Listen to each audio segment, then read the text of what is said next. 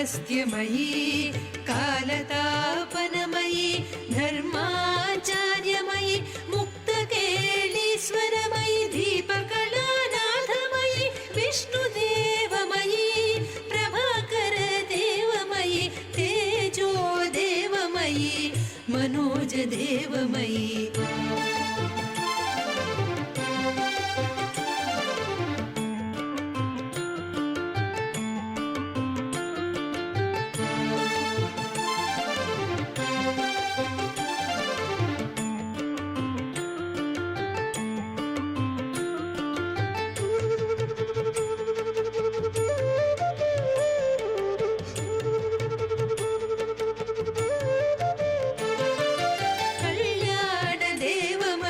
वासुदेवमयी रत्नदेवमयी श्रीरामानन्दमयी अणिमा सिद्धे लघिमा सिद्धे गरिमा सिद्धे महिमा सिद्धे ईशित्व सिद्धे वसित्व सिद्धे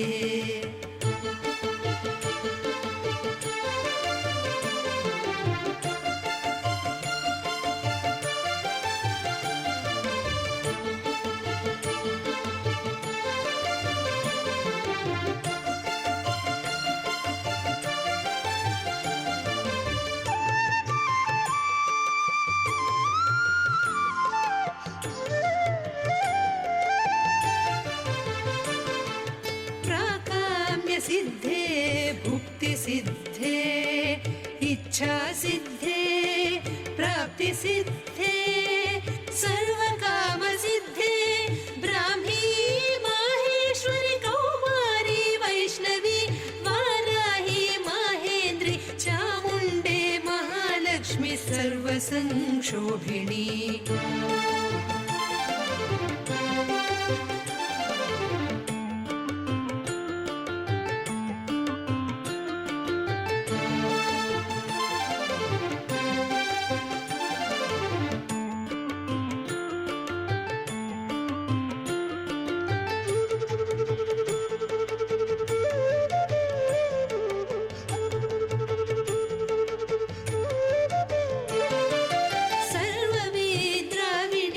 सर्वाकर्षिणी सर्ववशङ्करी सर्वोन्मादिनी सर्वमहाकुशी सर्वखेचरी सर्वबीजे सर्वयोने सर्वत्रिखण्डे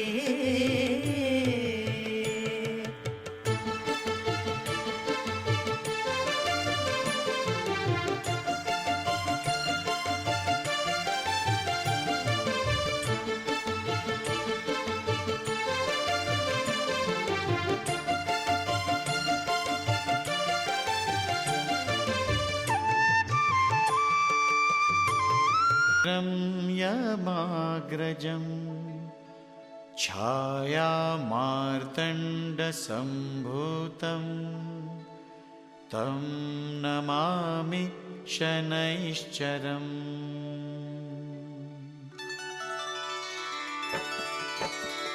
नीलाञ्जनसमाभासं रविपुत्रं यमाग्रजं భాగవతోత్తముల్లో మార్కండేయ మహర్షి ఒకప్పుడు మార్కండేయ మహర్షికి ఒక కోరిక కలిగిందిట.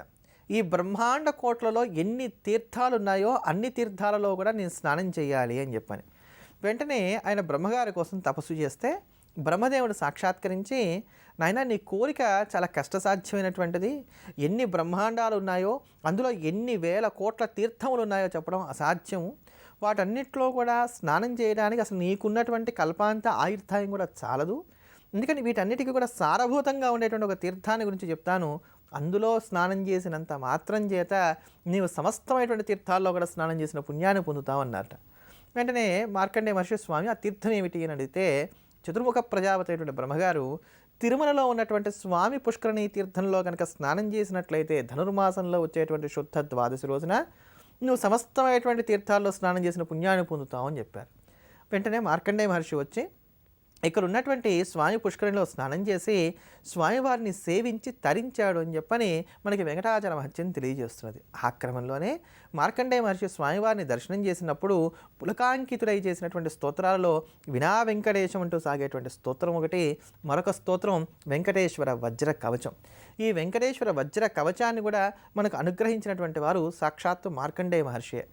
ఏ ప్రకారంగా అయితే తాను చిరంజీవి వర్ధిల్లుతున్నాడో అలా లోకంలో ఉండేటువంటి ప్రతి వారు కూడా నిరుపద్రవంగా, ఎక్కడా అనారోగ్య బాధలు లేకుండా, పుష్టిగా, పరిపూర్ణంగా, చక్కటి ఆయుర్దాయంతో వర్ధిల్లడానికి, ఆరోగ్యాన్ని పరిరక్షించుకోవడానికి ఉపయుక్తంగా ఉండేటువంటి ఈ స్తోత్రాన్ని ఆయన స్వామివారి అనుగ్రహంతో మనకు అందించారు కనుక, చాలా చిన్నదైనటువంటి స్తోత్రం అనల్పమైనటువంటి మహత్యాన్ని కలిగినటువంటిది కనుక ఈ స్తోత్రాన్ని నిత్యం పారాయణ చేస్తూ వచ్చినట్లయితే వెంకటేశ్వర వజ్రకవచాన్ని మనం చక్కగా సంరక్షింపబడతాం. వజ్రం అంటే భేదించడానికి వీలు లేనటువంటిది, చాలా గట్టిగా ఉండేటువంటిది, దృఢంగా ఉండేటువంటిది అని అర్థం.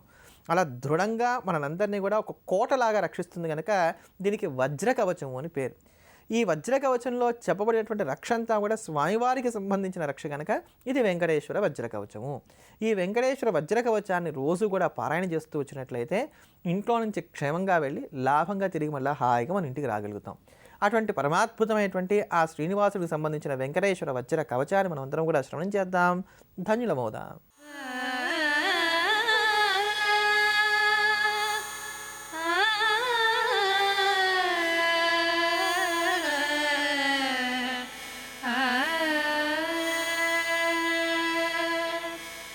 నారాయణం పరబ్రహ్మ సర్వకారణకారణం ప్రపద్యే వెంకటేశాఖ్యం తదేవ కవచం మమ. నారాయణం పరబ్రహ్మ సర్వకారణకారణం ప్రపద్యే వెంకటేశాఖ్యం తదేవ కవచం మమ. సహస్రశీర్షా పురుషో వెంకటేశ శిరోవతో ప్రాణేశః ప్రాణనిలయః ప్రాణం రక్షతు మే హరిః. సహస్రశీర్షా పురుషో వెంకటేశ శిరోవతో ప్రాణేశః ప్రాణనిలయః ప్రాణం రక్షతు మే హరిః.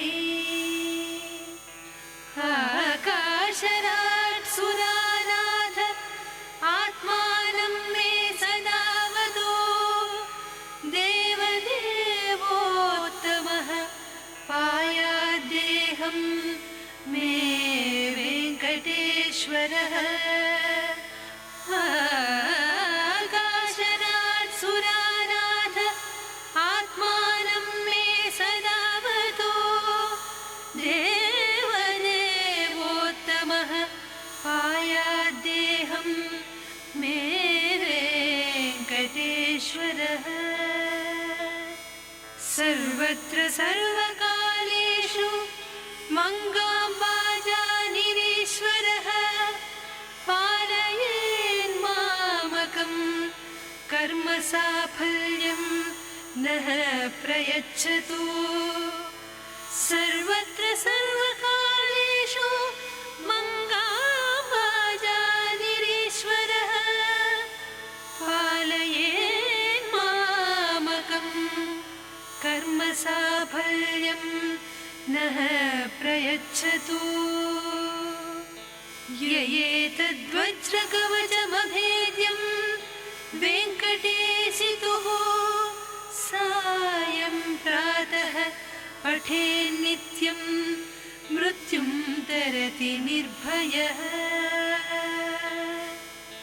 ఇది మార్కండేయకృత వెంకటేశ్వర వజ్రకవచం సంపూర్ణం.